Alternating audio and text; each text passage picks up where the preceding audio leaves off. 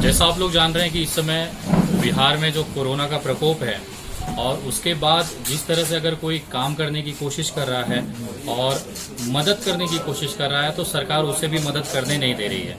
आपके सामने अभी ताजा उदाहरण पप्पू यादव जी का है। संडे के दिन उनके खिलाफ वारंट निकाला जाता है, जबकि सुप्रीम कोर्ट की गाइडलाइन आई हुई थी कि कोरोना काल में किसी को भी गिरफ्तार न किया जाए। उसके बावजूद 5 घंटे तक यहाँ पे पटना में बिठाया जाता है प्रशासन द्वारा। पता नहीं किसके दबाव में पूरी प्रशासन एक्टिवेट हो जाती है और वारंट खोजा जाता है। हम लोगों की भी नेटवर्क है, हम लोगों ने भी पता किया कि वो 5 घंटे क्यों बिठाया गया था पटना में पप्पू यादव जी को, क्योंकि पुलिस के पास कोई पुख्ता वारंट नहीं था। अचानक से फिर मधेपुरा से इनको वहां के एसपी से बात होती है और पता चलता है कि वहां पे वारंट है, तो उनको बुलाने के लिए उनको 5 घंटा बिना कारण बिठाया गया। उसके बाद जब यहाँ से जमानत हुई तब उनको मधेपुरा ले जाया गया। ये केवल हैरेस करने का काम था। एक पूर्व सांसद, एक संविधान पद पे बैठा हुआ व्यक्ति और कम से कम 25 सालों का उनका जो राजनीतिक या संवैधानिक पद पे जो काम किया है उन्होंने, इस तरह के व्यक्ति के साथ अगर इस तरह की कुछ क्रूरता की जाती है, और मुझे तो शंका है कि कहीं न कहीं उनकी हत्या का प्रयास चल रहा है बिहार के अंदर।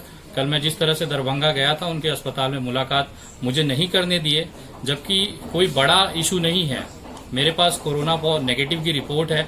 मैं मुंबई से ट्रेवल करके अगर यहाँ आ सकता हूँ तो कोरोना का बहाना बना के किसी से उनसे मिलने नहीं दिया जा रहा है, और वहां पे क्या हो रहा है ये किसी को जानकारी नहीं हो रही है। तो कहीं न कहीं मुझे ऐसी शंका है कि बिहार सरकार उनकी हत्या का पूरा कोशिश कर रही है। उनके इलाज के नाम पे उनकी कोई व्यवस्थाएं वहां पे नहीं है, और ये जो दुर्व्यवहार उनके साथ हो रहा है उसके खिलाफ हम लोग आवाज उठाने के लिए अब पूरे देश से जो एक्टिविस्ट हैं, चाहे आप दिल्ली से ले लीजिए, कन्याकुमारी से ले लीजिए, कश्मीर से ले लीजिए, पंजाब से ले लीजिए, अब सारे एक्टिविस्ट बिहार आएंगे और पप्पू यादव जी के लिए आवाज उठाएंगे। और हम संवैधानिक तरीके से पूछना चाहते हैं कि आखिर आपने किस आधार पे उनको गिरफ्तार किया है, और रात को 12 बजे कोर्ट खोलने की क्या जरूरत पड़ गई अचानक से, और जिस एरिया में उनको गिरफ्तारी होनी चाहिए, जिस एरिया में उनका अपराध है, जहां पे उनको गिरफ्तार किया गया है, वहां से नेपाल बॉर्डर पे ले जाने की क्या मंशा थी, और उस बैरक में रखा गया जहां से सांप निकल रहे हैं।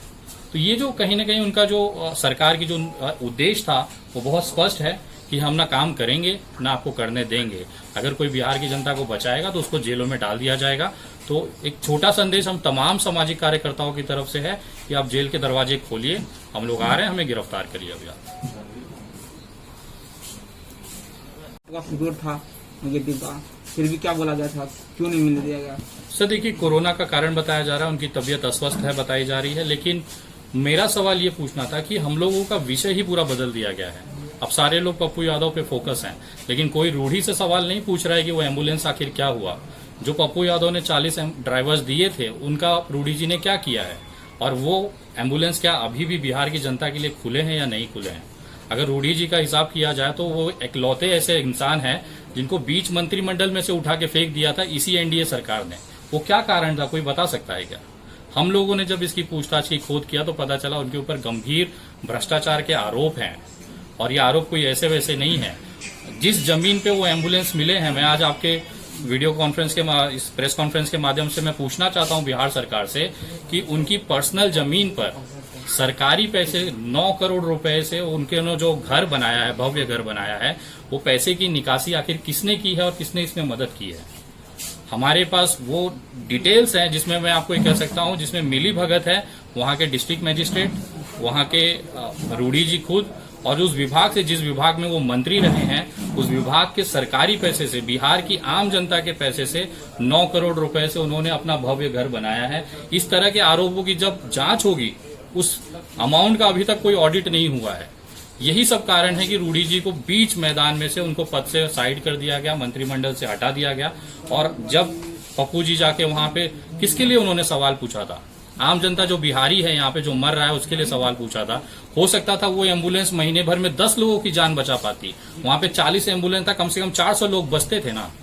वो सवाल अगर पूछने वाला व्यक्ति को अगर सरकार आरोपी मानती है तो मुझे लगता है देश भर की सारे जो लोग हैं वो आरोपी हैं। सारे लोग सरकार से सवाल पूछेंगे और वो जितने लोगों को जेल में डाल सकते हैं डालें। हमारी तरफ से खुला स्वागत है पूरा पुलिस। पप्पू यादव को जिस तरह से गिरफ्तार किया गया तो क्या उनको मारने की साजिश भी है?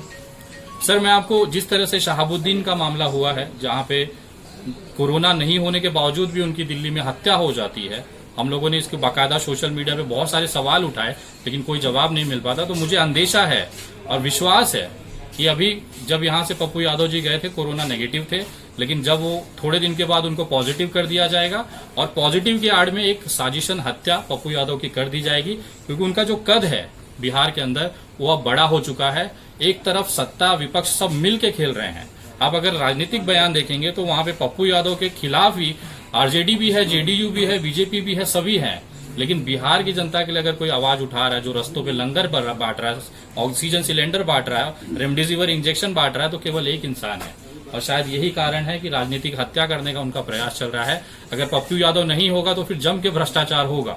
रेमडेसिविर इंजेक्शन 30,000 35,000 में, यही आखिर ये जो अस्पताल किसके हैं, उसके पीछे अगर आप ऊपर जाएंगे तो किसी न किसी मंत्री, किसी न किसी विधायक का मिलेगा।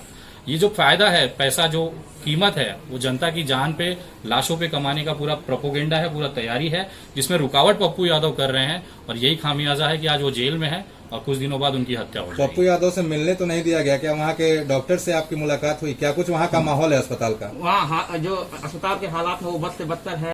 कल मैंने अपनी तरफ से वहाँ पे बात रखी थी। अस्पताल में जिस तरह से उन्होंने, उनके जो वहाँ पे जो सहयोगी हैं या पुलिसकर्मी हैं, उनसे जब मैंने बात की तो उन्होंने बताया कि उनको पथरी, पेट में जहाँ किडनी है वहाँ पे उनको पेन है, बैक पेन है, लेकिन सीटी स्कैन के नाम पे, एक्सरे के नाम पे उस बड़े अस्पताल में, जिसको हम डीएमसीएच कहते हैं, वहाँ पे कोई फैसिलिटी नहीं है। अस्पताल मैनेजमेंट से मैंने बात करने की कोशिश की कि आखिर कौन सी दवाइयां आप चला रहे हैं, हमें पता होना चाहिए जो इंजेक्शन आप पप्पू यादव को लगा रहे हैं वो दवा है कि जहर है, आप कैसे वेरीफाई करेंगे? जब हमसे वहां पर भी कोई भी सामने आके इस पे कोई बयान नहीं देना चाहता। सबका एक ही जवाब था कि आप ऊपर जाके सरकार से या जो भी इनके मेन पदाधिकारी हैं, विभाग है, उनसे बात करिए। लेकिन मेरा कहना ये है कि अगर वहां पे इनका ध्यान नहीं रखा गया, अगर प्रॉपर इलाज नहीं किया गया, तो एक टाइम ऐसा आएगा कि उनकी इम्यूनिटी, उनका जो इंटरनल जो ताकत है वो टूट जाएगा, मनोबल टूट जाएगा और आदमी सरेंडर हो जाएगा। आज बिहार को पप्पू यादव की जरूरत है और मुझे ऐसा लगता है अगर आप सभी लोग मिलकर, बिहार की जनता, मुझे सबसे बड़ा शॉकिंग है, मैं 2000 किलोमीटर दूर रहता हूं मुंबई में, मुझे यहाँ की पीड़ा समझ में आ गई कि ये इंसान के साथ गलत हो रहा है, मुझे आवाज उठाना चाहिए। वहां से उत्तर प्रदेश से राज त्रिपाठी भाई आए हैं, बनारस से मिश्रा जी आए हैं, गुजरात से काजल निषाद आ रही हैं, कन्हैया कुमार भाई से बात हुई और दिल्ली से आ रहे हैं। ये सारे लोग, जब हम लोग दूर रह के ये चीज समझ पा रहे हैं तो बिहार का युवा शांत क्यों है? हम लोग किस दिन का इंतजार करेंगे? जब पप्पू यादव को कुछ हो जाएगा तब हम आंदोलन करेंगे। आज वो जिंदा है, इंसान जिंदा रहते अपने पूरे जीवन काल में कुछ अच्छा कर सकता है। आखिर वो गलत क्या कर रहा है? खाना खिलाना गलत है क्या? इंजेक्शन बांटना गलत है क्या? ऑक्सीजन देना गलत है क्या? अगर ये गलत है तो ऐसी गलती होनी चाहिए इस देश में। देश की जनता ऐसी गलतियां चाहती है। हमने देखा है यहाँ की विधायक हो चाहे सत्ता दल हो चाहे विपक्ष, उनकी औकात हमने देखी है कि भरे विधानसभा में गिरा गिरा के, कपड़े फाड़ फाड़ के, जूते चप्पलों से मारा गया है विधायकों को। तभी भी ये विधायक जो अपने आप को विपक्ष कहता है, एकदम जीरो था, कहीं ग्राउंड पे नहीं दिख रहा था। तो आज हम उनसे उम्मीद ही नहीं कर सकते कि वो पप्पू यादव के मामले में आवाज भी उठा सकता है। तो ये कहीं न कहीं खामियां जो है सरकार की या बिहार सरकार की, उसको दबाने की पूरी कोशिश है। लेकिन अब देश की जनता को आगे आना चाहिए और खासतौर पर बिहार की युवाओं से कहना चाहता हूं कि अगर आज आप चुप रह गए तो कल को कोई भी पप्पू यादव आपको बचाने नहीं आएगा। चलिए, धन्यवाद।